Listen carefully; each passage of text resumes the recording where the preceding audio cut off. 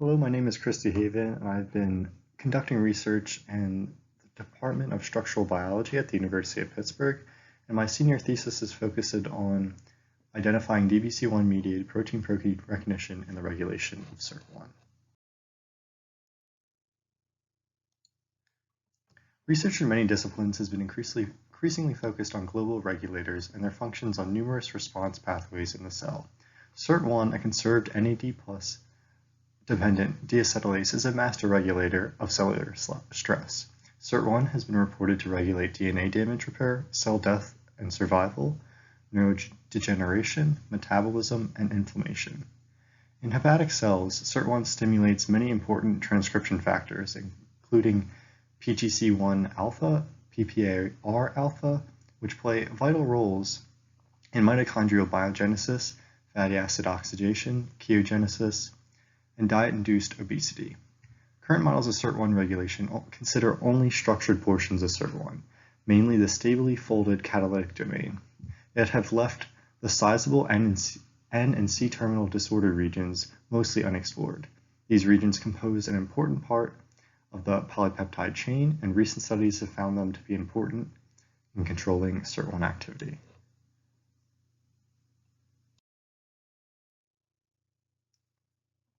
Here we'll show how extracellular signals will eventually affect extracellular signals which penetrate into the where SIRT1 is usually located, and SIRT1 can interact with 100 proteins, usually deacetylating transcription factors and driving of important genes involved in DNA damage repair, cell death and survival, neurodegeneration, metabolism, and inflammation. So there are very few proteins that have been reported to act as potential SIRT1 regulators. One that has appeared in a few articles is DBC1. DBC1 is the large 923 amino acid protein, which previously was seldom considered as a possible site of pharmaceutical intervention due to a lack of mechanistic data. DBC1 has been reported to interact with many proteins as it has connections to metabolic disorders, neurological disorders, and cancer. DBC1 was supposed to be a negative regulator of SIRT1 enzymatic activity, which functioned by displacing a structural element called the ESA region, essential for SIRT1 activity, which folds back on the catalytic core. However, numerous labs disagreed on which part of DBC1 bound SIRT1, bringing the entire mechanism into question. This is why we were immediately interested in DBC1, and we thought that we could look deeper into its effects on SIRT1. Specifically, how it was a SIRT1 activator.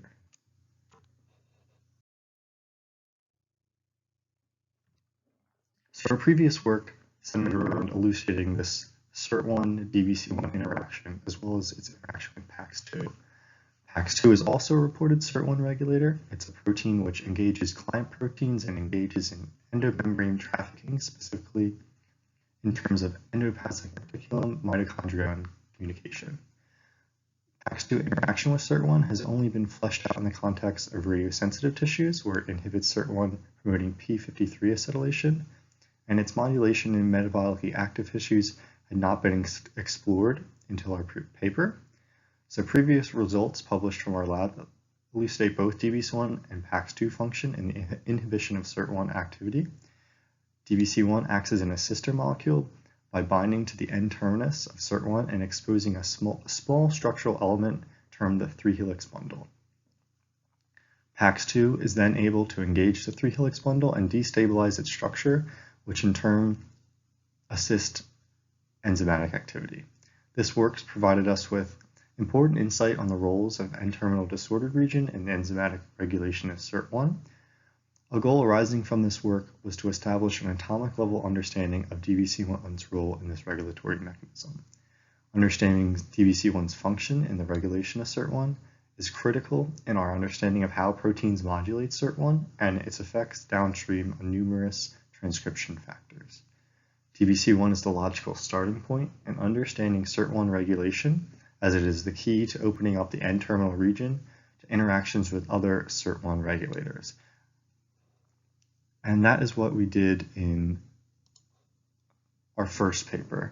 was understand how DBC1 binds here, binds to the N-terminal region of SIRT1, which opens up this 3-helix bundle and allows PAX2 to come in and disrupt that 3-helix bundle, resulting in inactive SIRT1.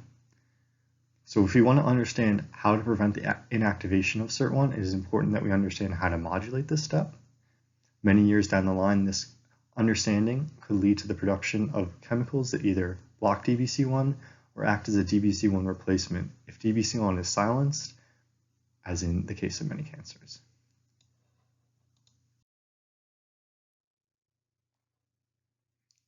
So in my senior thesis, I looked to understand DBC1's binding interactions with SIRT1 in a holistic manner, combining 2D and 3D nuclear magnetic resonance with biochemical assays and in vitro models to uncover SIRT1's binding site on DBC1, as well as DBC1's binding site on SIRT1. Our lab previously has shown that DBC1 binds the unstructured N-terminus of SIRT1, and a simple scenario binding could be accomplished by recognizing a linear stretch of amino acids, for example, an unstructured loop. Unpublished peptide binding experiments indicated that this is not the case between SIRT1 and DBC1. And this interaction between SIRT1 and DBC1 was likely the result of a region generated by the 3D folding of proteins. This type of scenario is a strength of NMR spectroscopy, as detection of any amino acid response to interaction with the binding partner can be easily detected. Conventional HSQC spectra act as a molecular fingerprint of proteins.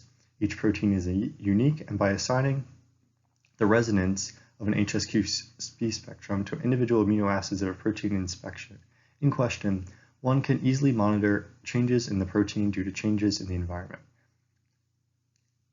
such as the introduction of a binding partner. So challenges arise as the size of a protein increases, and one such challenge is that resonances belonging to individual amino acids do not get spread over a large spectral window. Instead, more and more of these resonances get crammed into the same space, causing spectral overlap. And this is going to be the greatest challenge that I faced in my senior thesis due to the large size of SIRT1. So we began by assigning the backbone DBC1 amino acids. So here we see an HSQC spectrum of the DBC1 S-like domain. And we found that this DBC1 S-like domain was important in what we ended up studying because it is structured, as you can see here. There was a known structure, and it was found to interact with the SIRT1 N-terminus. So we looked to determine the binding site using NMR titrations, and the assignment of this backbone amino acids allows us to determine which amino acids are moving upon the addition of SIRT1 to the sample. So we collected the equivalent set of a 2D HSQC and then 3D HNCACB, HNCOCACB, HNCA, HNCACO, HNCOCA, and HNCO spectra for human DBC1 52 to 120, which is the S-like domain.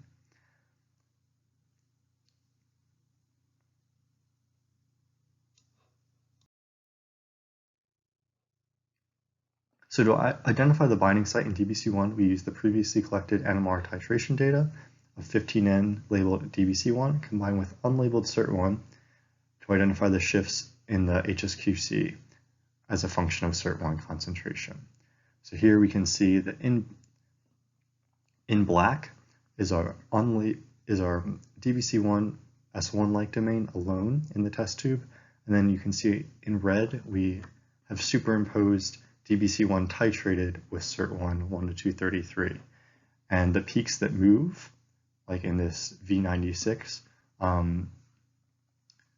mean that those amino acids in that DBC1 protein are important in binding. So we took those peaks and we plotted them, the movements of each. So the distance of the peak movements and the nitrogen and hydrogen dimensions are graphed below. And you can see there's a baseline shift associated with the addition of SIRT1. And that comes along to be about at this level. And everything above that we said was important in binding. And we mapped these amino acids onto our 3D structure of the S1-like domain.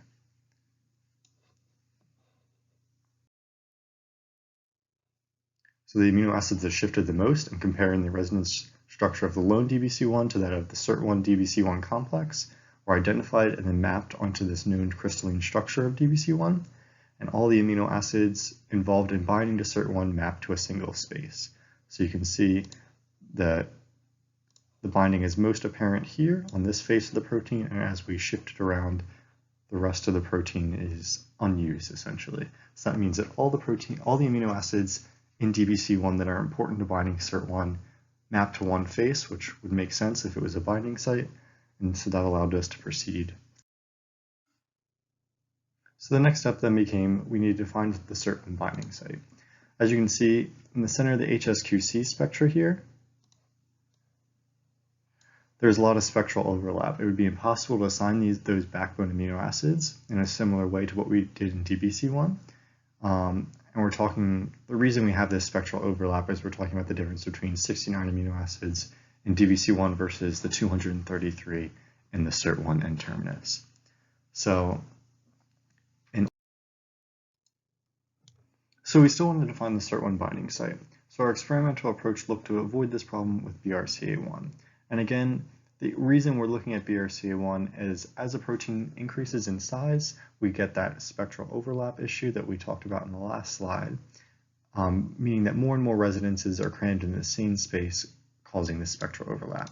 And this is the greatest challenge I faced in presenting my thesis. So in order to surpass this obstacle, the lab tested various proteins from the literature that were reported to interact with DBC1 and SIRT1. So we verified those results and narrowed down to the resultant proteins with those with solved crystal structures. So our research led us to this DNA repair enzyme, which is BRCA1, and was conveniently co-crystallized with the DBC1 S1-like domain. So we further verified the structure domain of BRCA1 does in fact interact with our DBC1 contract. So we wanted to see if we could find the binding site between DBC1 and BRCA1, and then map that binding site onto SIRT1 and see if it did exist there in order to ultimately elucidate the SIRT1 binding site. So we similarly analyzed binding between DBC1 and BRCA1, specifically on DBC1 where BRCA1 binds. And so here are results. We did this, so we found that the amino acids that shifted to the highest degree, and then we mapped that onto our S1-like domain crystal structure. And you can see that in blue, we have the important residues in BRCA1 binding, and in red, we have the important residues in SIRT1 binding. And you can see that they bind to opposite faces of the DBC1 S1-like domain, which indicates they probably have different binding sites and that we cannot use this method in elucidating where on SIRT1 DBC1 binds. So we still have this problem with the spectral overlap in the SIRT1 N-terminus. We wanted to assign backbone amino acids, but it's impossible to do all at once. So in order to bypass this issue, we made a series of 5 truncations to the SIRT1 and 1 to 233 construct. And these truncations were respectively SIRT1, 1 to 54, 1 to 83, 109 to 233, 141 to 233, and 183 to 233. So collectively, these truncations enabled me to assign all 233 amino acids at DBC1, and then we could go from this step on to all those backbone amino acids and putting them on the full-length SIRT1 HSQC. So from this data, we can go forward and start to do titrations between labeled SIRT1 and unlabeled DBC1 in order to find our binding. So this data allowed us to make sense of the NMR titrations with 15N labeled SIRT1, 1 to 233, and unlabeled DBC1, 52 to 120. We were then able to plot the peaks that moved throughout the titrations with higher concentration of DBC1, and so the residues important in binding all mapped to the region before the 3-helix bundle. So here, the residues that shifted in blue were the ones that were shifting in response to DBC1 binding.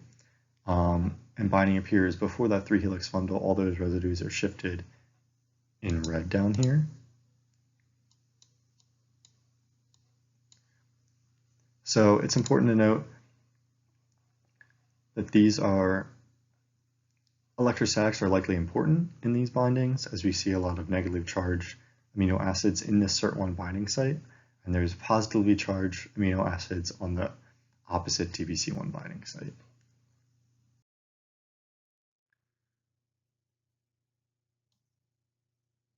So in my senior thesis, I used an NMR-based approach to uncover the binding sites between the NTR, or the N-terminal region of SIRT1, and the DBC1 S1-like domain.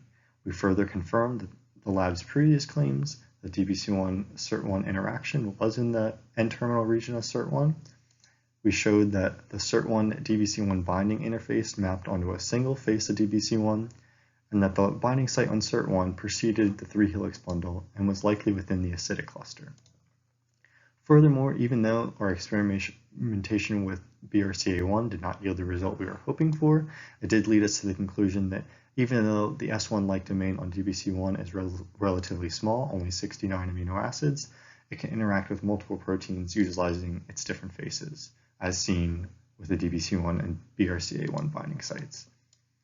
So understanding which amino acids are most important in the binding of these two proteins has led us to propose that electrostatics are key in this interaction.